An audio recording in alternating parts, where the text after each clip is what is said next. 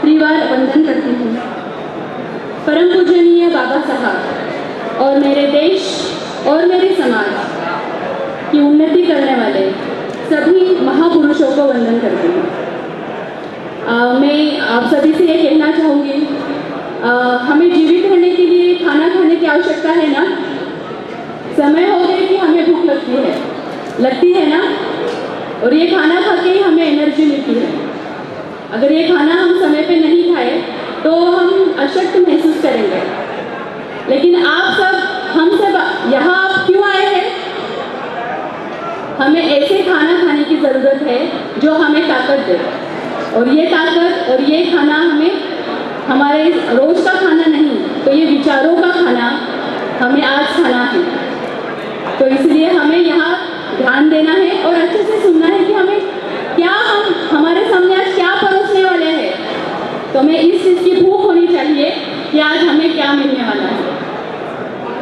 मैं श्रीमती नम्रता सालुंके रामटेके इस मंच का आभार व्यक्त करती हूँ कि आप सभी ने मुझे यहाँ न्योता दिया। आप सभी का मैं आभार व्यक्त करती हूँ और यहाँ पर सभी उपस्थित लोगों को मेरा सविनय जय है। हमारे बाबा साहब ने जिन्हें गुरु माना, ऐसे महात्मा फुले, इन्हें मैं वंदन करती हूँ। आज हम सब यहाँ हैं, पर हमारी बच्चियाँ स्कूल जाती हैं, कॉलेज जाती हैं, और हमारी घर की महिलाएं यहाँ ऑफिस जाती हैं। कितना आदर्श सुखकर यह चित्र है, परंतु ऐसा चित्र 150 साल पहले नहीं था।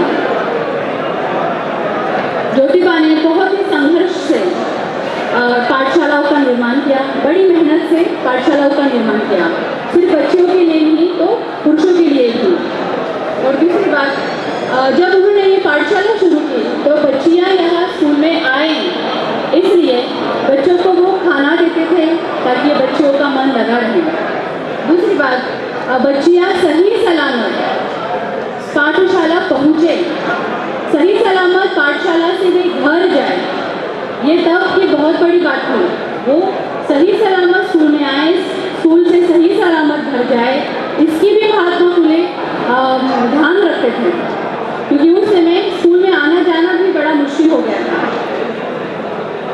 और जो ज़रूरतमंद बच्चियाँ थी, उन बच्चियों को कपड़े देना, खाना देना, पुस्तकें देना, ये सारी चीज़ महात्मा फुले करते थे।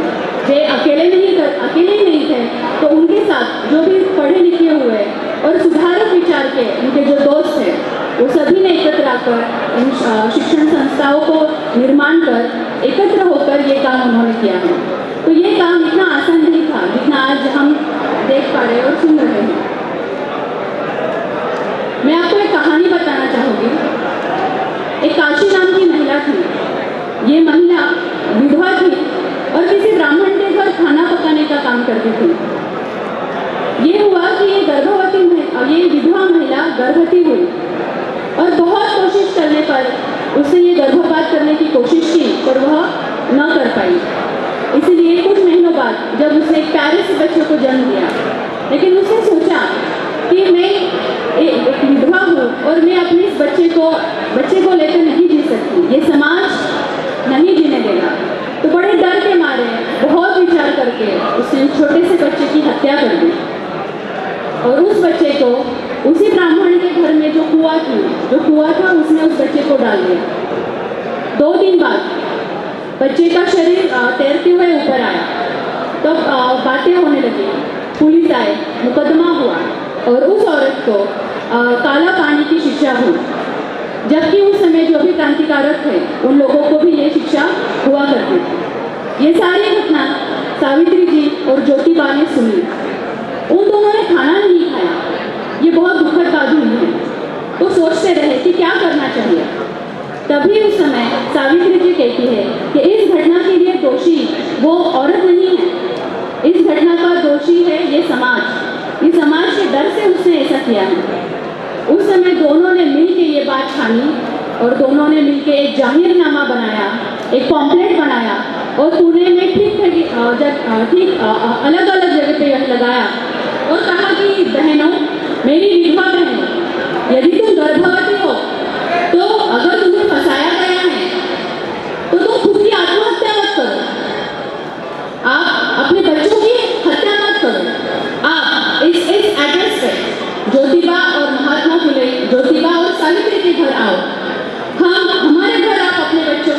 ढूंढो, हम आपके बच्चों के रक्षण करेंगे, उन्हें पढ़ाएंगे लिखाएंगे।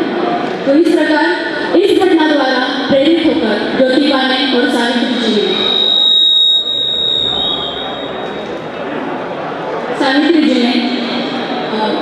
बाल हत्या प्रबंधक का शुरुआत की। उन्हीं के घर में 35 ब्राह्मण विधवाएं आई और उन्होंने बच्चों को जन्म दिया और सावित्री जी ने, ज्योतिबा ने सधे माता पिता की तरह उनका पालन किया, बच्चों को संभाला। तो ये घटना है कि इससे हमें क्या सीख मिलती है कि महात्मा फुले जो थे, सावित्री जी जो थी, वो ब्राह्मण समाज के विरोध में नहीं थी। उनके घर 35 ब्राह्मण महिलाएं आई और उनकी डिलीवरी वहाँ की गई और आगे चलते सावित्री जी ने, ज्योतिबा ने काशी नाम की एक विधवा स्त्री थी, उसके बच्चे को दत्तक लिया, एडॉप्ट किया। वो भी ब्राह्मण थी, उसके बच्चे को यशवंत यह नाम दिया, उसको पढ़ाया लिखाया, डॉक्टर किया।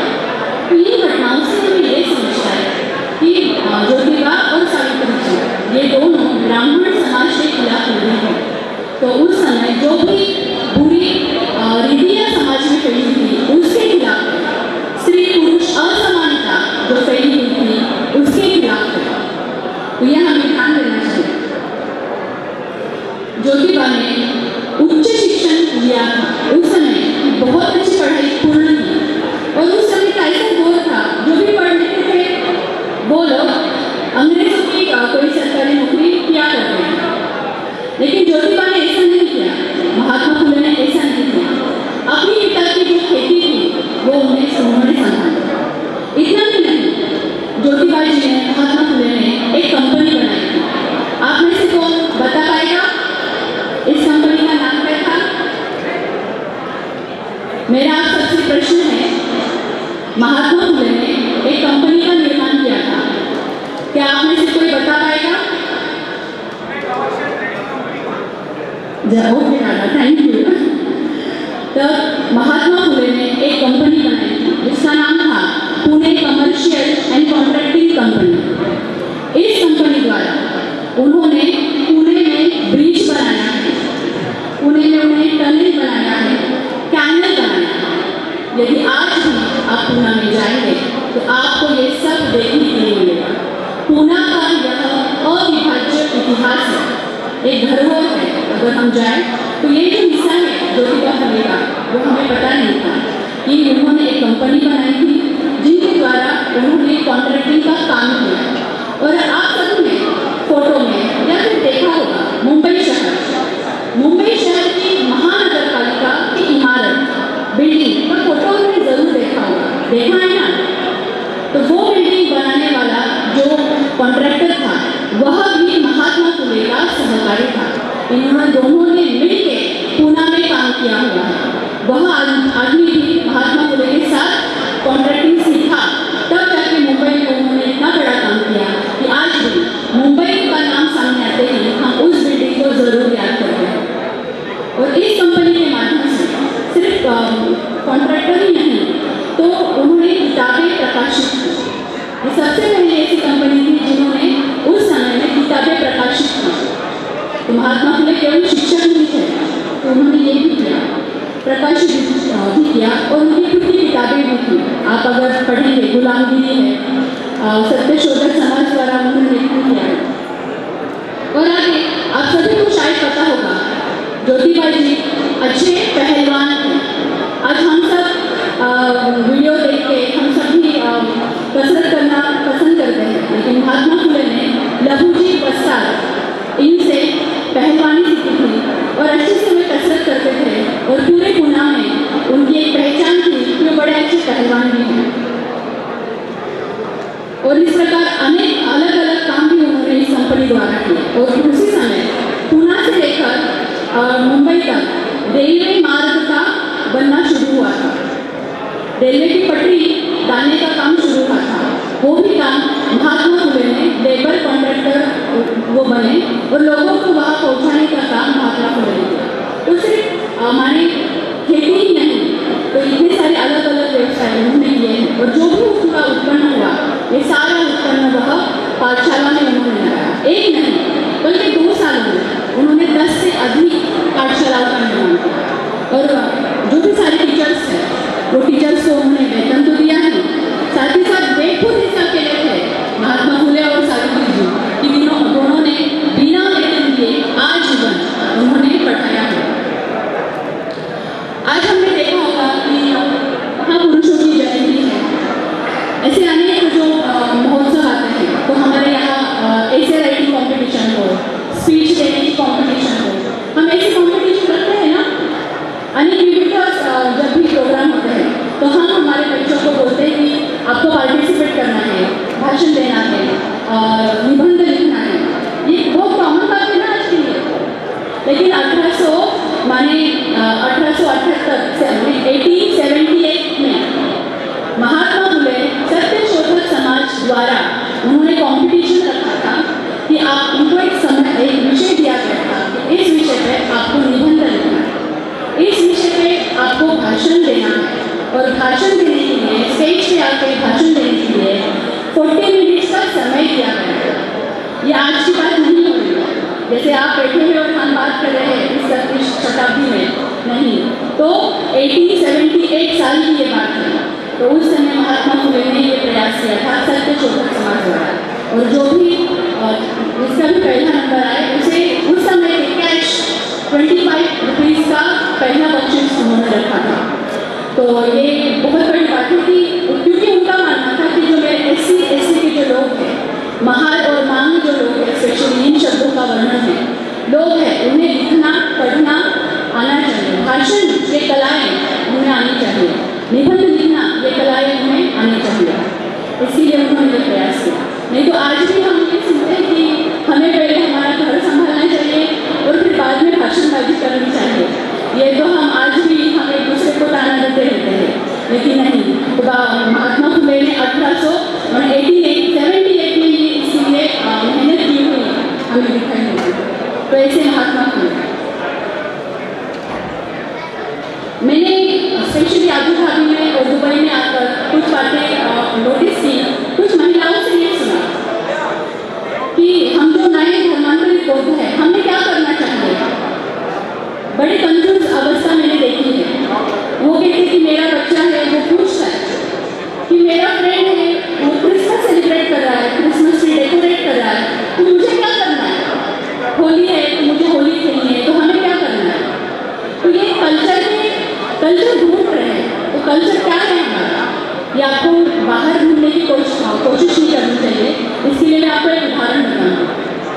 तथागत के पास, भगवान बुद्ध के पास एक वृद्ध महिला आई और उसने कहा, वंदन किया, तथागत के पास आकर बैठी, कहा कि भगवान मैं बूढ़ी हूँ, मुझे समझ में आए, अब ऐसा मुझे उपदेश कीजिए। तथागत ने समझा, उसे हाँ कहा, अम्मा बैठ गई। तथागत ने उसकी मन की अवस्था देखी, उसका विचार क्या है वो समझ लिया। तो फिर उसे कहा कि देखो, सपकापस्य अकरणं कुशलस्य उपसंपदा सचित्त परियोदकणं एतं बुद्धान शासन। उस बूढ़ी औरत को तथागत ने केवल ये 2 पंक्तियों में उपदेश दिया। क्या है ये उपदेश। सपकापस्य अकरणं माने सभी प्रकार के पाप हमें नहीं करने हैं। सपकापस्य अकरणं कुशलस्य उपसंपदा, जो अच्छे कर्म है, कुशल कर्म है, हमें उसका संग्रह करना है। और यही बुद्ध का शासन है। ऐसे बुद्ध ने उसे 2 पंक्तियों में उपदेश दिया। तो हमें बुरे कर्म नहीं करना। तो क्या नहीं करना है। आपने पंचेशन लिया ना, अभी प्रोग्राम की शुरुआत में हमने पंचेशन लिया। क्या दोहराया आपने। मैं चोरी नहीं करूँगा, मैं प्राणी हिंसा नहीं करूँगा, मैं व्याभिचार नहीं करूँगा, मैं झूठ नहीं बोलूँगा, और दारू हो, सिगारेट हो, अन्य जो भी नशीली पदार्थ हो, मैं इसका सेवन नहीं करूँगा। माने मैं इन बुरी चीज़ों को नहीं करूँगा। सर्वपापस्य अकरणं कुशलस्य उपसंपदा। तो क्या कुशल करना है। तो हमें इन श्लोक का पालन, दान करना है, मदद करना है, किताबें पढ़कर मन को एकाग्र करना है, शुद्ध करना है, मन तथागत ने इन बातों से उपदेश दिया। तो बुद्ध की बात में पांचवें शील को इम्पोर्टेंस दिया है कि हमें मादक पदार्थों का सेवन नहीं करना। आपके सामने रख दिया है, एक बड़ा मटका रख दिया जाए, आप देख रहे हैं बड़ा मटका, उसके ऊपर और एक मटका, फिर तीसरा, फिर ऊपर दूसरा और पहला, और ये सबसे बड़ा मटका अगर मैंने यहाँ गिरा दिया तो क्या होगा? क्या होने वाला है? बड़ा मटका जब मैं गिरा दूंगी तो क्या होगा? ऊपर के सारे मटके गिरके फूट जाए। ठीक है, ऐसे ही होगा। इसलिए तथागत ने जो पांचवा शील है उसको इम्पोर्टेंस दिया है। वो पांचवा शील माने ये बड़ा मटका है, ये बड़ा मटका अगर टूट गया तो ऊपर के सारे मटके फूट जाए। तो ये बात मैं यहाँ क्यों कही? तो महात्मा फुले ने ये इस बात को बड़ा इम्पोर्टेंस दिया है। क्यों?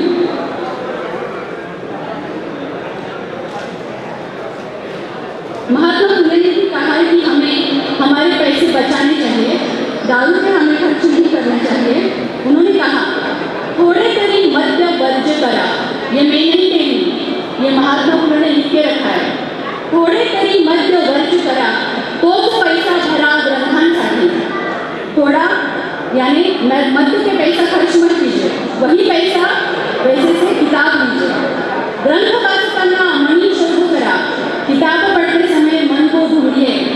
मनी शोध करा, देऊ नका थारा वैर भागा, बुरी बातों को मन में आप मत घुसाइए। तो जो पैसे हैं वो किताबों में खर्च कीजिए। तो महात्मा फुले इस प्रकार से हमें मद्यपान से दूर रखने के लिए बोल रहे हैं। दूसरी बात, बाबा साहब मेरी आत्मकथा एक छोटी सी किताब है, अगर आप पढ़ेंगे तो बाबा साहब ने एक कहानी सुनाई है। बाबा साहब के पिताजी सभी लोगों को खाना खाने के लिए बुलाते थे। उनके घर बड़े बड़े बर्तन होते थे और जब भी सबको खाना खिलाना हो बाबा साहब के घरों से ही वो बड़े बड़े बर्तन जाते थे। तो बाबा साहब के पिताजी खुद खाना बनाते थे, नॉनवेज बनाते थे और सबको पेट भर खिलाते थे। और उन्होंने कहा है कि वो नॉनवेज बना के खिलाते थे पर खुद नहीं खाते थे। बाबा साहब ने उनको ही फॉलो किया और उन्होंने किताब में मेंशन किया कि जब मैं विदेश में था, मैं जब किसी एग्जाम में पास हो जाता तो मैंने भी मेरे दोस्तों को, मेरे टीचर्स को मैंने पार्टियाँ दी, लेकिन मैंने आज जन्म कभी दारू को हाथ नहीं लगाया। तो ये तीनों हो गए, बाबा साहेब, महात्मा फुले और बुद्ध। इन तीनों के विचारों में हमें ये समानता मिलती है कि हमें मद्यपान से दूर रहना है। मैंने आपको 3 घटनाएं बताई इस प्रकार से। और एक बार बुद्ध के सामने राजा प्रसेनजीत बैठे थे, दोनों बात कर रहे थे। तभी क्या हुआ, एक राज दरबार से दूत आया और उस दूत ने राजा को एक वार्ता बताई और राजा बड़ा उदास हुआ। तो उसने सोचा, तो तथागत ने पूछा कि भगवान, तथागत ने बोला कि हे राजन, क्या हुआ, आप ऐसे उदास क्यों हो गए? तब राजा ने कहा कि भगवान, अभी मुझे एक हमारे घर से एक वार्ता आई है कि मुझे बेटी पैदा हुई है, इसलिए मैं दुखी हो गया। तथागत ने कहा, अरे ये तो बड़ी खुशी की बात है, आपके घर में बेटी का जन्म हुआ है, ये दुखद बात नहीं, ये खुशी की बात है। तब तथागत हमें कहते हैं कि जब किसी आपके घर में एक बेटी का जन्म हुआ, वो बेटी किसी की बहन है, वही बहन किसी की पत्नी है, और वही पत्नी जब किसी बेटे को जन्म देगी तो वो उसके हाथों से बड़े अच्छे काम करेगा। इसलिए स्त्री का जन्म होना दुखद बात नहीं है, सुखद बात है। तो इस प्रकार 250 साल पहले तथागत ने स्त्री के जन्म पर ये कहानी राजा प्रसेनजीत को सुनाई, ये उन्होंने मैसेज दिया और स्त्री पुरुष समानता का मैसेज उन्होंने दिया। इतना ही नहीं, पुरुषों के साथ साथ महिलाओं को भी भिक्षुणी होने का बहुमान दिया। ये उस समय की बात है जब महिलाओं को लिखना तो अलाउड ही नहीं था, पढ़ना अलाउड नहीं था, और तब जाके उन्होंने भिक्षुणी होने का बहुमान महिलाओं को दिया। तो ऐसे बुद्ध, महात्मा फुले और बाबा साहब, उनके विचारों में हमें बहुत बहुत समान एनर्जी का आप बहुत अच्छा उपयोग करेंगे, ऐसी मैं आशा करती हूँ।